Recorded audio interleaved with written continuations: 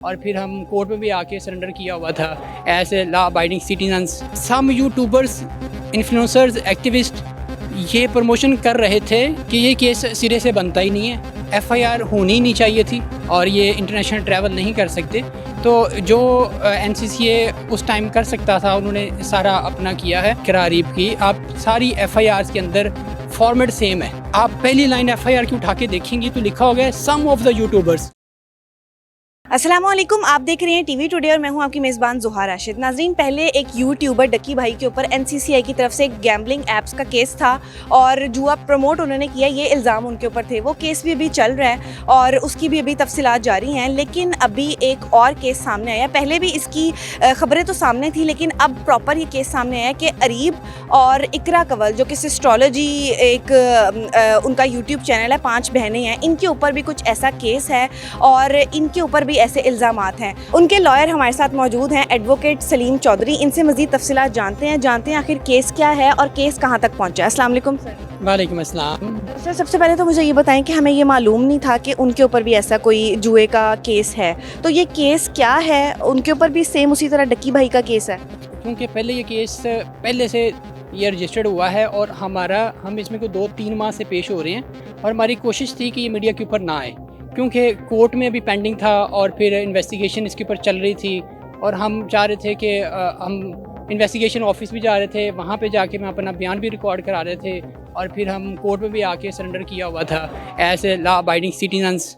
जो जहाँ से हमें इंसाफ की उम्मीद थी वहाँ पे जा रहे थे, लेकिन वो एक वीडियो वायरल होने की वजह से फिर वो ये हाइप क्रिएट हुई और फिर मीडिया में आ गया और फिर हमें ये सामने आना पड़ा। इसमें यही सेम कि उन्होंने जुए की ऐप्स को प्रमोट किया था, तो क्या कुछ ऐसा था उनके पास, जिस तरह डक्की का ये बयान है कि मैंने कुछ ऐप्स प्रमोट की थी लेकिन मुझे नहीं पता था वो जुए की थी? देखें, बात ये है कि जितनी भी एफआईआर्स ये हुई हैं यूट्यूबर्स के ऊपर, आप सारी एफआईआर को उठा के देखें, रजब भट्ट की या नदीम नानी वाले की या डक्की भाई की या इकरा अरीब की, आप सारी एफआईआर्स के अंदर फॉर्मेट सेम है। सेक्शंस जो लगाए गए हैं वो सेक्शन 13, 14, 25, 26 PICA के लगाए गए हैं और वो ऑलमोस्ट वो भी सेम है। सब के ऊपर एलिगेशन जो है ना, जर्नल एक एलिगेशन है, स्पेसिफिक एलिगेशन नहीं है। अब उसमें ये कहते हैं कि सम यूट्यूबर्स, इन्फ्लुएंसर्स, एक्टिविस्ट ये प्रमोशन कर रहे थे जिसकी वजह से आवाम को और आदमी को या किसी नेशनल इकॉनमी को डाउनफॉल हुआ है, नुकसान हुआ है। ठीक है, ये एक एलिगेशन, जर्नल एलिगेशन है। अब एनसीसीआई की तरफ से है, ये एनसीसीआई की तरफ से है। लेकिन अब देखें, बात ये है कि ये डिटरमिन कैसे होगा। अब डिटरमिन करने के लिए जिस बंदे का नुकसान हुआ है वो सामने आना चाहिए, प्राइवेट कंप्लेंट होना चाहिए एफआईआर के लिए। तो ये स्टेट की तरफ से एफआईआर दी गई थी, एक जनरल एलिगेशन प्रिजम्पशंस के ऊपर है।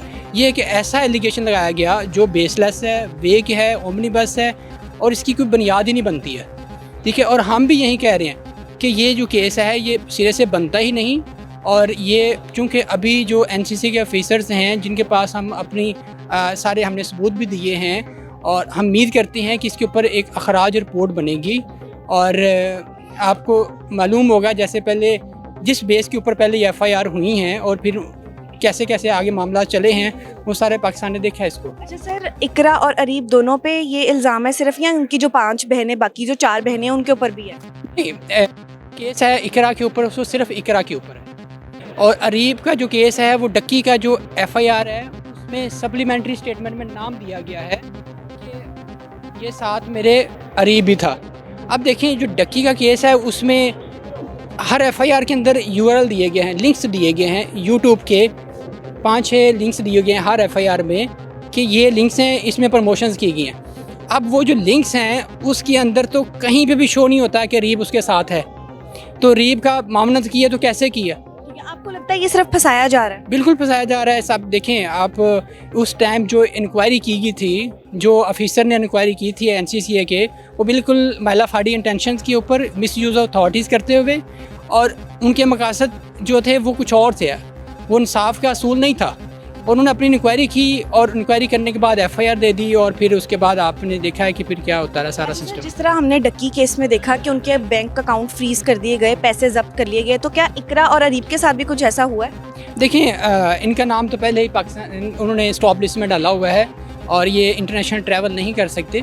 तो जो एनसीसीए उस टाइम कर सकता था उन्होंने सारा अपना किया है और लेकिन ये है कि हमने लॉ को फॉलो करना है और जहाँ जहाँ इन्वेस्टिगेशन एजेंसी हमें बुलाएगी और जहाँ पे हमें कोर्ट में भी आके हमने सरेंडर किया हुआ है। कितनी पेशियाँ हो चुकी हैं? मेरे ख्याल में ये 5वीं या छठी पेशी पड़ चुकी है, हर पेशी पे भी आते हैं। और सर आपने बताया नहीं कि पैसे जब्त किए गए हैं, बैंक अकाउंट बंद किए गए हैं या यूट्यूब लिया गया है, कुछ ऐसा मामला हुआ है? देखें वो जो ये डिसाइड करना है एनसीसीए ने।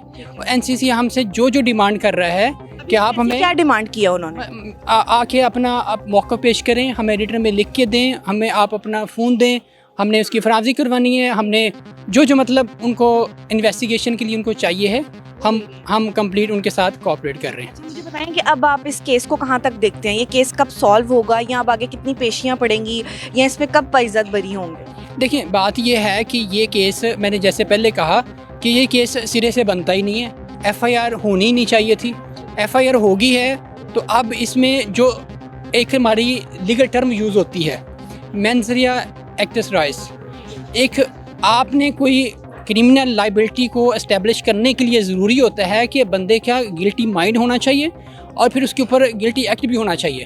अब फॉर एग्जांपल मैं कहता हूँ कि बड़े हैं उनकी रिस्पेक्ट करनी चाहिए और छोटे जो हैं उनके साथ शफ़क़त से पेश आना चाहिए। अब मेरा जो मैंने कह दिया है, हो सकता है किसी को अच्छा लगा हो, किसी को बुरा लगा हो, लेकिन मेरा माइंड जो है वो गिल्टी नहीं है।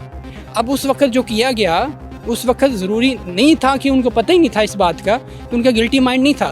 तो इसमें जो क्रिमिनल लाइबिलिटी एस्टेब्लिश करना ज़रूरी होती है क्रिमिनल केस के लिए, वो नहीं की गई इसमें। और उस वक्त की जो इंक्वायरी है वो भी एक ऐसी इंक्वायरी की गई जो बिल्कुल मालाफाइड इंटेंशन के ऊपर, और उन्होंने यूट्यूबर्स के ऊपर घेरा तंग किया गया। हाँ देखें बात ये है कि उसमें वो कहते हैं कि आप पहली लाइन एफआईआर की उठा के देखेंगी तो लिखा होगा सम ऑफ द यूट्यूबर्स। इसका मतलब है एक से ज़्यादा यूट्यूबर्स थे और सैकड़ों हज़ारों साहब से उसकी प्रमोशन हुई, लेकिन उसमें कुछ यूट्यूबर्स को उन्होंने पिक एंड चूज़ किया और उसके गिर्द उन्होंने। लास्ट सवाल मेरा ये कि इकरा और अरीब इस पे गिल्टी हैं, मतलब आप कहना ये चाह रहे हैं कि वो लोग गिल्टी नहीं हैं? नहीं, बिल्कुल भी मैं चाह रहा हूँ कि हो सकता है कि उन्होंने कोई ऐसी चीज़ की प्रमोशन कर दी उनको भी ना पता चला हो। नहीं, आपको कह रहा हूँ कि मैंने अभी आपको बताया कि लीगल टर्म है हमारी गिल्टी माइंड, जबकि एलिगेशन हमारे ऊपर जो है वो प्रमोशन का है। तो जो एलिगेशन है वो एक ऐसा एलिगेशन है, आप कह सकते हैं भाई देखें ये एक प्रिज्यूम किया जा रहा है। उम्मीद है कि ये जल्द अज जल्द केस ख़त्म हो जाएगा इकरा और अरीब का। हाँ, हमें पूरी उम्मीद है कि इसके ऊपर खराज रिपोर्ट बनेगी और हमारी नज़र में ये मुकदमा बनता ही नहीं है। शुक्रिया जी। तो नाजरीन, ये हमारे साथ इकरा और अरीब के लॉयर मौजूद थे जिन्होंने तफसीली गुफ्तगू की, बताया केस के बारे में कि आखिर केस है क्या, केस बनता भी था या नहीं बनता था और केस के आगे क्या प्रोसीडिंग है, कब तक ये केस, उम्मीद है इनको ये केस ख़त्म हो जाएगा। इसी के साथ अपनी मेज़बान ज़ोहा को दीजिए इजाज़त। अल्लाह हाफ़िज़।